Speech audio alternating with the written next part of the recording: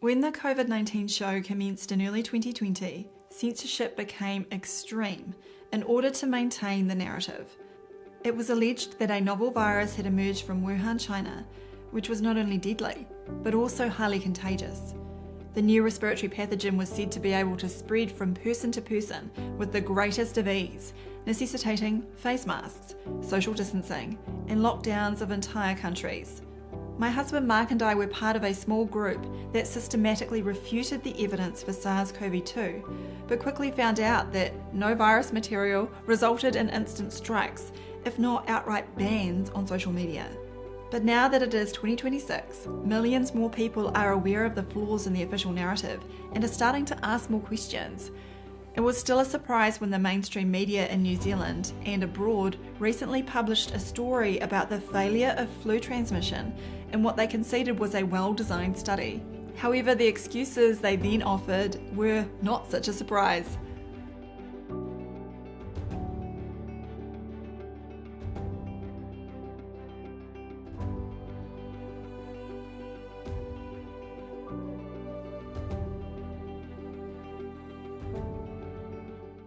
The article in question was called "Locked in a Small Room with Flu Sufferers, but No One Caught It. Why?" And it appeared on the One News platform on the 23rd of January 2026. To give our international audience some background, One News is produced by Television New Zealand, or TVNZ, a state-owned media company here in my home country. Starting in March 2020, One News provided the daily televised platform for former Prime Minister Jacinda Ardern and Dr. Ashley Bloomfield to promulgate the COVID-19 fraud. The mindless displays were a low point in New Zealand's history, but unfortunately, during the height of the fear campaigns, many Kiwis were glued to the screen show. Some did not even wake up when Jacinda Ardern admitted what it was all about. We drum in that messaging around the dangers of COVID pretty diligently for a full 2-week period of sustained propaganda. So it may seem hard to believe now, but at the start of 2020, I was a medical presenter on a TVNZ show. To be clear, I was not employed by TVNZ, but the show I fronted was aired on their network, and the feedback I received was that I was the most popular presenter with the New Zealand public. As you can imagine, state-owned media networks are generally required to support government narratives. So when the WHO and the New Zealand government declared the opening of the COVID-19 Games in March 2020, there was a problem. Several months earlier, I had started my own internet platform and began countering the ridiculous COVID narrative that was being pushed. This resulted in an ultimatum from the legal department: take down my videos or else be permanently removed from the TV series. It was not a hard decision for me, and you can find out more about this in my video, How to Spot COVID-19 Misinformation. So coming back to the article about failed influenza transmission, you can appreciate that the headline is not a typical one for state media, although the bottom line at the end of the piece certainly is, as it reads, "When in doubt, it is safest to assume you could either catch or spread flu and to follow public health guidance, including vaccination and mask use where appropriate." So how do they go from A to Z? The first point to note is that this article was republished from The Conversation under a Creative Commons license. Heading over to the original article at The Conversation, we find that the author, Connor Meehan, works for Nottingham Trent University, which, quote, provides funding as a member of the Conversation UK. We are then reassured that we could join 200,000 subscribers who get their news from experts. The Conversation boasts the self-proclaimed statement that we publish trustworthy and informative articles written by academic experts for the general public and edited by our team of journalists. In other words, exactly what state-owned media has a tendency to mindlessly parrot. Now that we know the involved parties, let's get into our dissection of the article, "Locked in a Small Room with Flu Sufferers but No One Caught It. Why?" It opens with, "A group of volunteers spent days locked in a small hotel room with people actively infected with flu. They played games, shared objects, and exercised together in conditions designed to help the virus spread. Yet, not a single person caught influenza. The unexpected finding comes from a well-designed study that set out to answer a basic question: how does flu really spread? Influenza, the virus responsible for flu, is known to spread through aerosols released when an infected person coughs, sneezes, or even breathes normally. It can also pass from person to person via contaminated surfaces, such as door handles or phones, known as fomite transmission. That's right. The question was not, does the flu spread, but rather, how does it spread? Then the author informs us that it is already known to spread through the respiratory route and links to a 2018 paper titled Infectious Virus in Exhaled Breath of Symptomatic Seasonal Influenza Cases from a College Community. Whoopsie, that is not an appropriate citation because the study did not attempt to transmit influenza between human subjects. Instead, the researchers collected the exhaled breath of subjects who had a fever plus cough or sore throat. They then performed RT-PCR on the samples using a protocol from the CDC's influenza panel. The group's aerosol PCR results were then compared to the group's nasopharyngeal swab PCR results in this table called viral shedding. So the first thing you should notice is that this has nothing to do with human-to-human transmission, as that was not tested by the methodology. It also has nothing to do with establishing the existence of viruses, as that had already been asserted at the start of the study.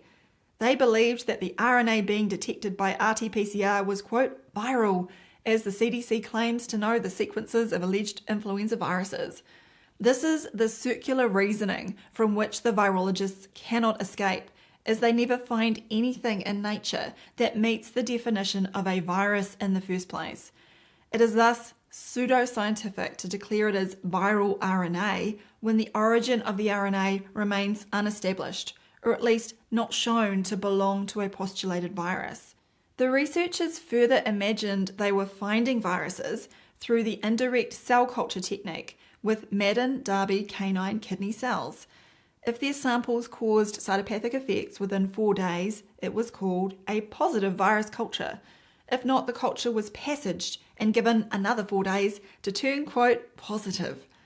Cytopathic effects are simply another name for cellular breakdown, and particular cell lines are favoured by the virologists due to their propensity to react. In this strange paradigm, apparently a suitable place to test human influenza samples is in a Cocker Spaniel's kidneys. We have covered the pseudoscience involved in the cell culture technique many times and how it has nothing to do with imagined viruses. For the highest level refutation outlining why the methodology is trapped in a fatal logical fallacy, you can read Mark's essay, Virology's Event Horizon. Back to the article in the conversation, and the author Connor Meehan next states that how efficiently the virus spreads depends on several factors, including how much virus an infected person sheds, the temperature and humidity of a room, and how close people are to one another. He provides another citation, which is a 2023 review paper, Block the Spread, Barriers to Transmission of Influenza Viruses. This paper states that aerosol transmission of influenza viruses has been documented from observational studies, randomized controlled trials, and experiments in animal models. Randomized controlled trials? That piqued our interest, and we thought we might have missed something after all these years. There is a single citation, and it is a 2013 Nature paper titled Aerosol Transmission is an Important Mode of Influenza A Virus Spread. But alas, this is not some startling evidence of influenza spreading through human experiments, for if we go to the method section, we read that in Hong Kong and Bangkok during 2008 to 2011, large randomized controlled trials were conducted to investigate the efficacy of surgical face masks and enhanced hand hygiene in reducing transmission of influenza in households, followed by, we constructed a mathematical model that accounted for the alternative modes of transmission. So once again, transmission of influenza was assumed from the start, and then a model was used to, quote, investigate the efficacy of surgical face masks and enhanced hand hygiene in reducing transmission. Interestingly, the authors did admit in the first sentence of this paper's introduction that influenza A viruses are believed to spread between humans through exposure to respiratory droplets expelled during coughing or sneezing from infectious individuals. However, they provided no citation for this and then continued with their modelling as though contagion was a fact. So we can see that in the first part of the conversation article, the author makes unfounded claims, as the studies he cites did not establish that influenza transmits between people or the quote virus spreads. In the fifth paragraph, he states, to tease apart which of these factors matter most, researchers at the University of Maryland in the US ran a real-world transmission experiment using people who had caught flu naturally. And this is where he cites the article that prompted the mainstream media reporting in the first place. The paper was published in PLOS Pathogens on the 7th of January 2026 with the spoiler alert title, Evaluating Modes of Influenza Transmission, Insights from Lack of Transmission in a Controlled Transmission Trial with Naturally Infected Donors. In this human experiment, subjects with influenza were brought into close contact with volunteers by confining them in a hotel room with limited ventilation and poor air quality for a period of 2 weeks. This included setting the temperature and humidity of the rooms at levels said to favour transmission. The participants played cards at close range, took part in communal exercise classes, and shared objects such as computers. And what was the result of this extreme exposure to people who were sick? No transmissions were made. And? No transmissions were made. That's right. It was reported that no recipient developed influenza-like illness, PCR positive respiratory samples, or serological evidence of infection. Now, despite the experimental attempts being a complete failure, don't forget that the title was not, Is there influenza transmission?, but rather, Evaluating Modes of Influenza Transmission. So the authors had already asserted it is a thing and offered the excuse that potential explanations and insights regarding lack of transmission include importance of cough and seasonal variation in viral aerosol shedding by donors, of potential cross-reactive immunity in middle-aged recipients with decades of exposure, and of exposure to concentrated exhaled breath plumes limited by rapid air mixing from environmental controls that distributed aerosols evenly. This is not consistent with the scientific method. A real scientist puts forward a hypothesis and then does their best to disprove the hypothesis through experiments. They do not create new caveats in an attempt to maintain a hypothesis that was falsified by their own experiments. What is comical here is that one of the papers I just mentioned, Block the Spread, Barriers to Transmission of Influenza Viruses, features this diagram. We see the implication that someone with influenza, the donor, can transmit sickness to others through both close-range and long-range mechanisms. It is suggested that effective close-range interventions will be masks, vaccinations, and reducing exposure time. However, the transmission attempts in the hotel rooms did not employ any of those measures, and there was still no transmission. The diagram's long-range intervention of ventilation looks equally dubious, as during the hotel room study, the ventilation was kept poor over the 2-week period. With regard to these latest experiments, it would be a video in itself to perform a comprehensive analysis, and given that they admitted the transmission failure, we do not need to reveal the buried deceptions as we typically do with other virology papers. However, there are some interesting things to be found, and if you would like to take a deeper dive into the details, then I would highly recommend the article Zero Transmission, an Inconvenient Influenza Result by Mike Stone over at Virology. As Mike reported, notably this is the first controlled clinical trial specifically designed to examine airborne influenza transmission using individuals who were, quote, naturally infected, rather than intentionally inoculated in a laboratory. In other words, there were no artificial injections of lab-created cell-cultured soups into volunteers. The truth is, there has been more than a century of failures to demonstrate human-to-human transmission, as we have covered extensively in our publications, such as Virus Mania and The Final Pandemic. You can also watch my videos such as Unscientific Human Experiments, The Truth About Contagion, and Why Pathogens Don't Exist, for more details about this crucial issue. Perhaps the most famous example was the 1918 Rosenau experiments, which resulted in the complete failure to achieve transmission of the Spanish flu.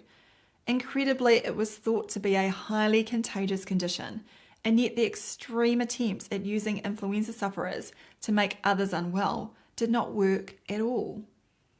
In 2024, researcher Daniel Reuters published Can You Catch a Cold? Untold History in Human Experiments.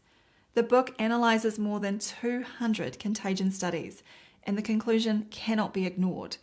Multiple attempts at transmitting colds and flu between humans have failed. Furthermore, even if people can influence one another in some way, there is no suggestion that germs are the mechanism. On the virus front, there is no evidence for their existence, and when it comes to bacteria, there is no evidence that they can attack healthy tissue through natural exposure routes. The germ hypothesis refuted itself long ago, and hence it should be no surprise that this latest influenza study failed to result in the expected outcome. The problem is that the medical establishment relies on the germ fallacy in order to sustain its business model. Most of the system's participants are probably unaware of their role in the scam, as they have been trained within establishment institutions. They believe that viruses and pathogenic microbes are indisputable facts, so there is no need to check the original material for themselves. That is why whenever the data doesn't support the position, they introduce more excuses instead of realizing it has actually added to already existing refutations. If we look at the profile of Associate Professor Connor Meehan, the author of the Conversation article, he states, "I am a molecular epidemiologist who looks at the transmission of bacteria and viruses between humans. My work focuses primarily on Mycobacterium tuberculosis, but also many other pathogens." While the professor may not be interested in opening his mind to look at the very foundations of his field, the good news is that far more people are. The recent coverage of the contagion issue in mainstream media platforms may not be accurate, but at least it has made an appearance. How much longer they can conceal the wider scientific issues from their presently captivated audience remains to be seen. In the meantime, you can help bring people out of the false germ paradigm more quickly by sharing this video and all of the other free resources at drsambailey.com. If you enjoyed this video, please visit supportdrsam.com.